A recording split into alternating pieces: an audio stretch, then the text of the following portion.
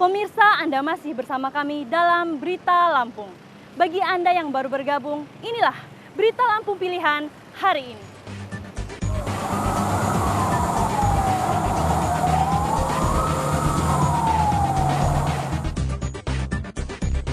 Cegah penyebaran virus corona, jalanan kota Bandar Lampung disemprot cairan disinfektan.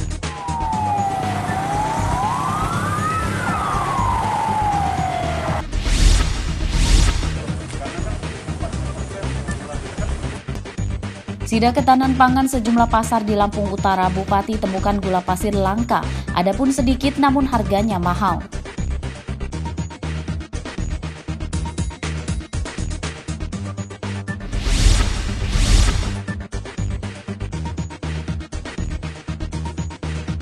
Bertani di pekarangan rumah dengan tanaman herbal dan sayuran ternyata bisa menambah penghasilan uang.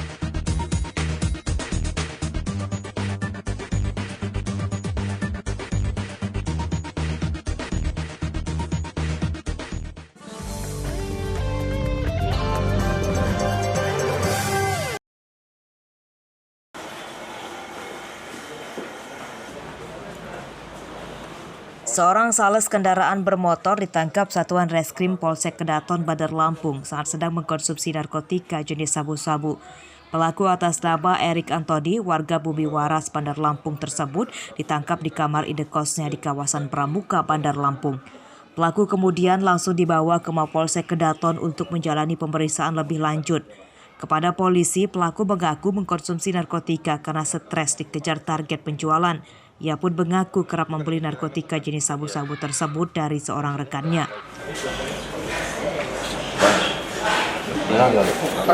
Dari pelaku, petugas menyita 1 bungkus kecil sabu-sabu sisa pakai dan alat hisapnya.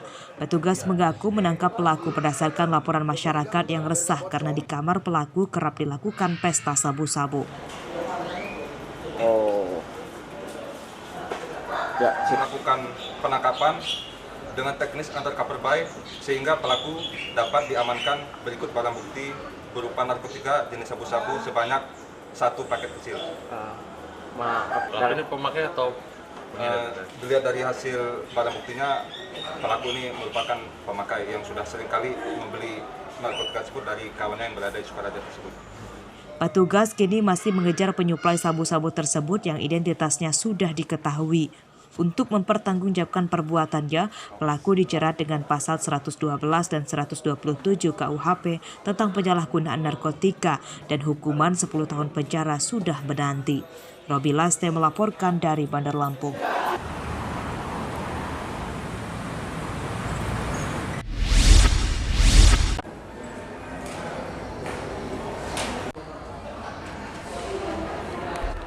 Pemerintah Kota Bandar Lampung menyiasati proses pelayanan pengurusan perizinan tanpa tatap muka dan sejak Selasa siang sudah diberlakukan.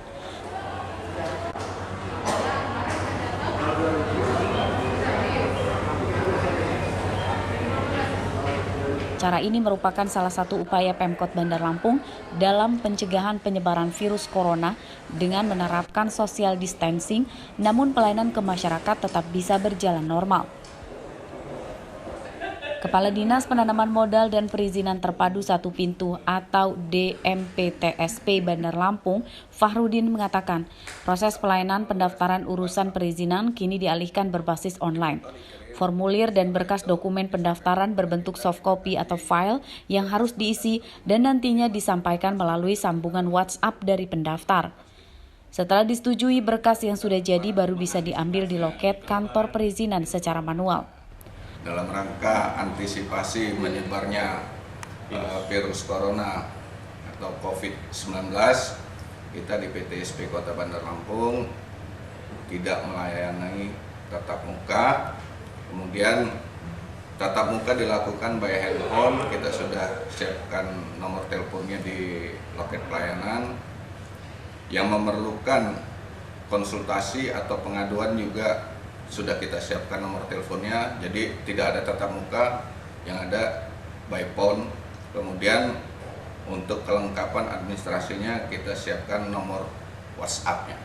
Pelayanan pendaftaran perizinan secara online ini diklaim sudah terintegrasi dengan server online Single Submission atau OSS Badan Koordinasi Penanaman Modal Pusat di Jakarta.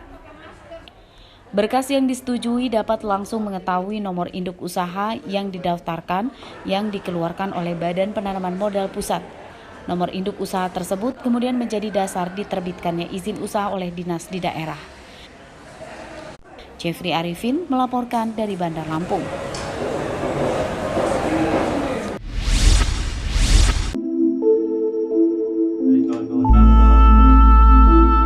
Sekilas Fazila Khairunisa, balita berusia 4 bulan ini terlihat baik-baik saja. Namun jika diperhatikan, pada bagian tangan kirinya terdapat sebuah tumor yang sudah diderita bayi tersebut sejak lahir.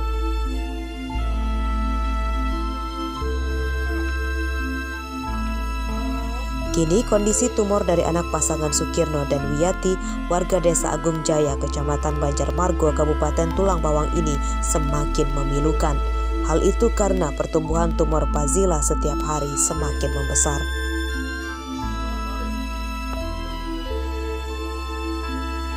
Menurut sang ayah, anaknya tersebut sempat dibawa ke Rumah Sakit Abdul Muluk Bandar Lampung untuk diperiksa dan dijanjikan akan dilakukan operasi pada awal April mendatang. Untuk itu orang tua Fazila berharap ada bantuan dari Dinas Kesehatan setempat untuk membantu mempermudah pengurusan BPJS kesehatannya. Selain itu, ada perhatian dari puskesmas terdekat dalam hal perawatan hingga menjelang operasi.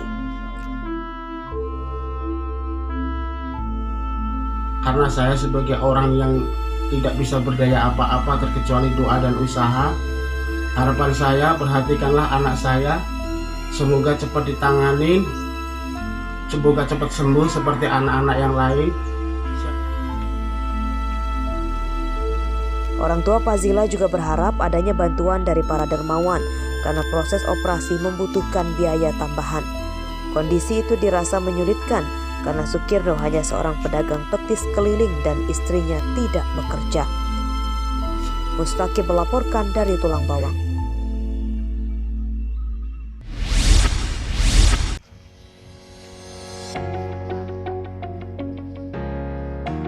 Lahan kosong di sekitar rumah kita ternyata dapat menghasilkan uang. Salah satunya dipraktikkan oleh Suprianto, pria warga Desa Murdijaya, Kecamatan Tumi Jajar, Tulang Bawang.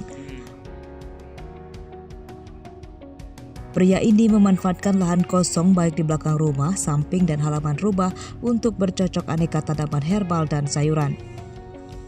Bertani di lahan sempit ini bisa menjadi referensi bagi warga khususnya yang tinggal di perkotaan atau solusi urban farmer. Aneka tanaman yang dapat segera menghasilkan uang itu diantaranya menanam jahe, temulawak, temu ireng, pohon saga, dan aneka sayuran seperti cabai dan tomat. Media tanaman agar lebih efektif memanfaatkan pot, plastik polybag, dan kotak bekas kemasan buah.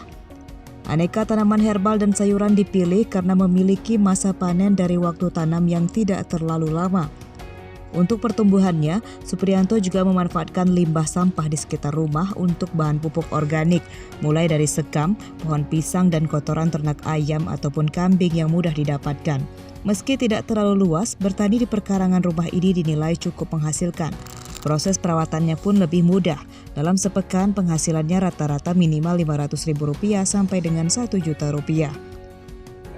Dari awalnya kan saya untuk pengembangan ini untuk menghasilkan tambahan bagi masyarakat bahwa di sekitar rumah itu bisa dimanfaatkan untuk mencari uang atau uang tambahan. Nah, dengan metode seperti ini mudah-mudahan jahe atau temulawak, temu ireng bisa kita sentralkan paling rendah 2 kilo dengan metode kompos. Agar panen dapat terus berkesinambungan, bertani di perkarangan rumah ini haruslah lebih dari 3 jenis macam tanaman.